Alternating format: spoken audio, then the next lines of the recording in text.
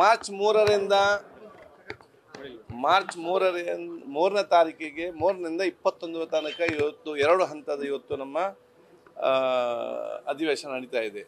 ಒಂದು ಮಾರ್ಚ್ 3ನೇ ತಾರೀಕಿಗೆ ಮಾನ್ಯ ರಾಜ್ಯಪಾಲರ ಜಂಟಿ ಸದನ ಉದ್ದೇಶಿಸಿ ಮಾತಾಡಲಿಕ್ಕಿದ್ದಾರೆ.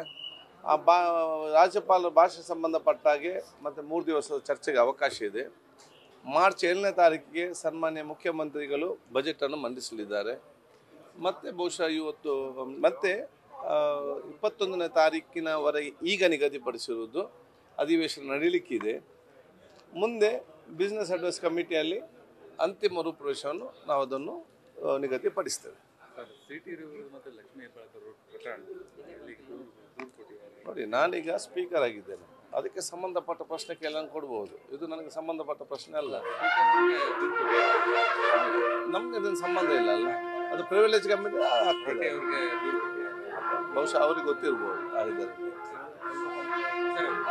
ಉದಯಗಿರಿ ಪ್ರಕರಣಕ್ಕೆ ಸಂಬಂಧಪಟ್ಟಂತೆ ಸರ್ಕಾರಕ್ಕೆ ಒಂದು ಸೆಟ್ ಬ್ಯಾಕ್ ಆಗುತ್ತೆ ಸರ್. ಯಾಕಂದ್ರೆ ಇನ್ನು ಇದುವರೆಗೂ ಆರೋಪಿಗಳನ್ನ ಬಂಧನ ಮಾಡಿಲ್ಲ, ಆ ರೀತಿ ಅಲ್ಲೇ ಪ್ರಕರಣ ಆಗಿರುತ್ತೆ.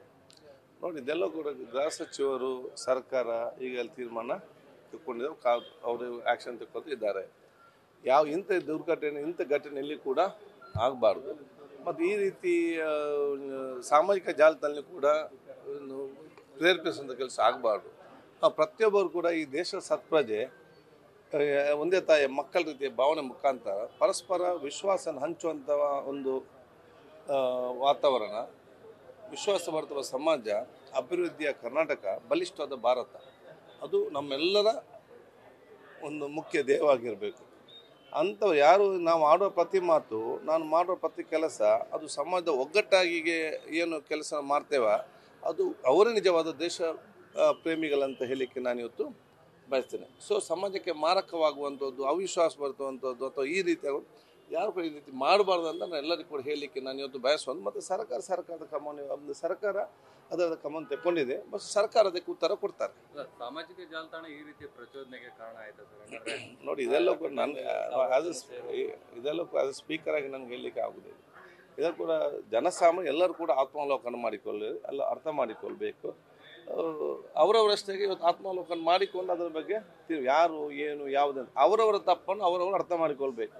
ಸಣ್ಣ ಒಂದು ಸ್ಟೇಟಸ್ ಈ ಮಟ್ಟಿನ ಗಲಾಟೆ ಯೂಸ್ ಮಾಡ್ಬೇಕು ಅಂತ ಅದನ್ನು ನಾನು ಹೇಳಿದೆ ಅಲ್ಲ, ಅವರವರ ತಪ್ಪು ಏನಿದೆ ಅವರವರು ಅರ್ಥ ಮಾಡಿಕೊಂಡು ಆತ್ಮಾವಲೋಕನ ಮಾಡಿಕೊಂಡು ನಾವು ಸಮಾಜ ಮತ್ತು ದೇಶಕ್ಕೆ ಪೂರಕವಾಗುವ ಮಾತು ಮತ್ತು ಕೆಲಸವನ್ನು ಮಾಡಬೇಕಾದಲ್ಲದೆ ಸಮಾಜ ಮತ್ತು ದೇಶಕ್ಕೆ ಮಾರಕವಾಗಿ ಯಾವುದೇ ಮಾತನ್ನು ಕೆಲಸ ಆಗಬಾರ್ದಂತ ಹೇಳಲಿಕ್ಕೆ ನಾನು ಇವತ್ತು ಬಯಸಿ, ನಾನು ಎಲ್ಲ ಯುವ ಜನಾಂಗದ ಹತ್ರ ನಾನು ಹೇಳಲಿಕ್ಕೆ ನಾನು ಇವತ್ತು ಬಯಸ್ತೇನೆ.